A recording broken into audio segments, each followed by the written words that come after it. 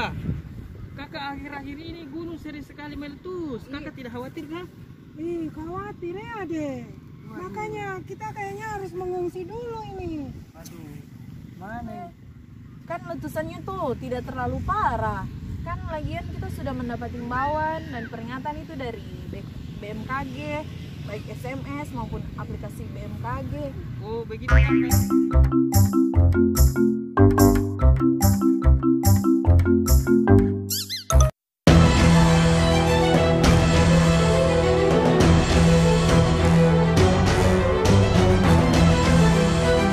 Api Ili Lewotolok di Kabupaten Lembata, NTT kembali erupsi sebanyak 94 kali. Untungnya kita sudah mengungsi Tuhan. Aduh. Iya kakak, waduh, untung kita sudah dapat himbauan dari BMKG. Kalau tidak saya tidak tahu lagi ini kakak. Ya sudah, ayo kita bantu yang lain. Ayo. Ayo, cepat.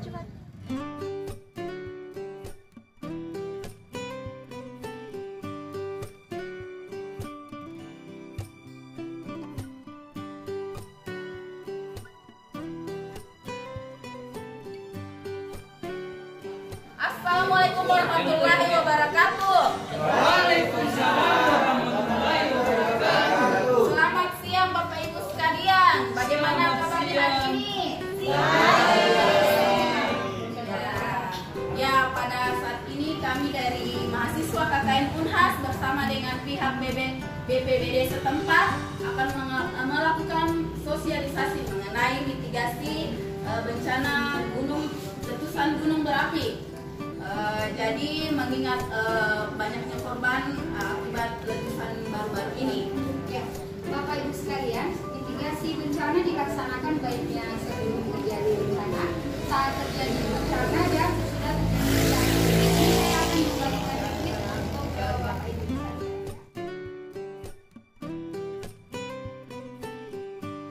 Pertama itu sadar jarak dan etor kerawanan lokasi rumahmu dengan gunung berapi.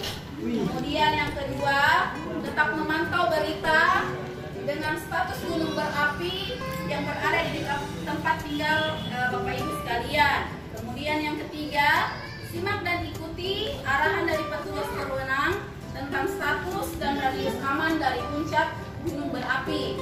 Kemudian jika status gunung berapi meningkat, mestinya Bapak Ibu sekalian menyiapkan satu tas yang berisi seperti makanan, minuman, uang tunai, obat-obatan, P3K. Kemudian jangan lupa untuk tetap memakai masker dan juga mengenakan kacamata. Ya, kemudian saat terjadi bencana, hendaknya kita melaksanakan hal-hal berikut ini.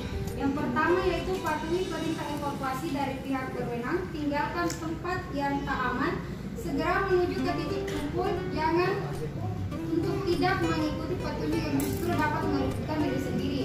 Yang kedua, hindari arah angin yang searah dengan abu vulkanik ya, ini agar kita tidak terkena hujan abu.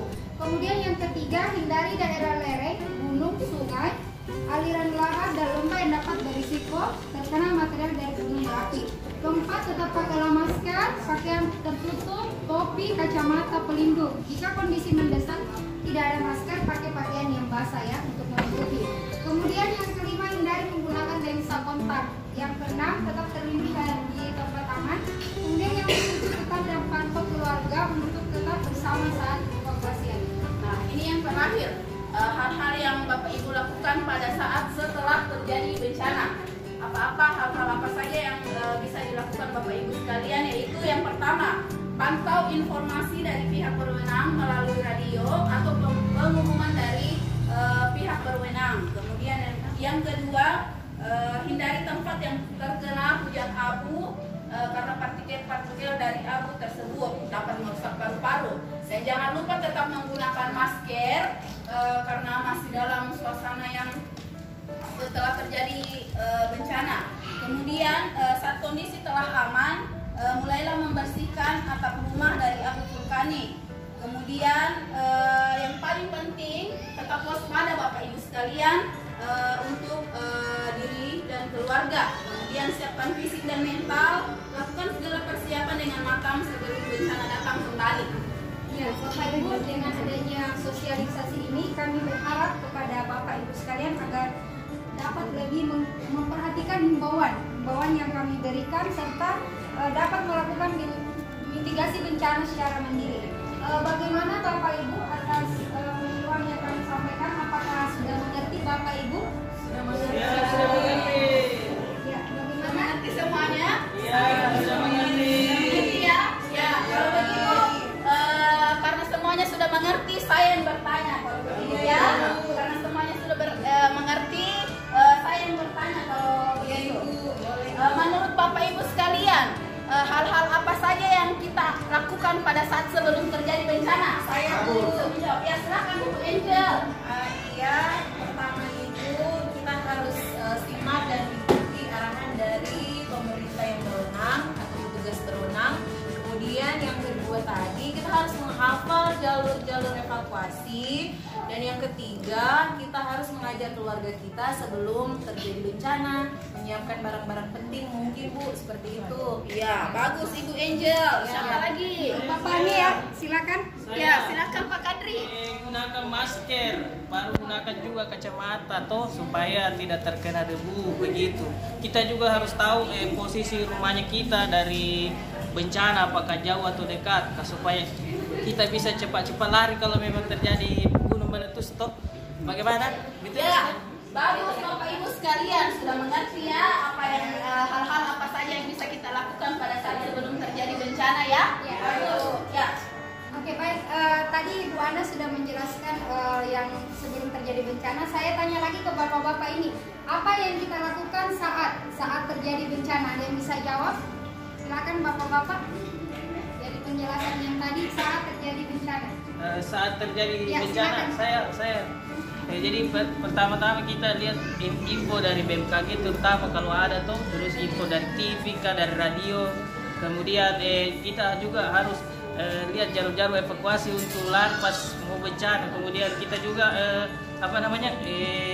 segera menjauh dari aliran sungai yang berpotensi ada aliran lava begitu, seperti itu.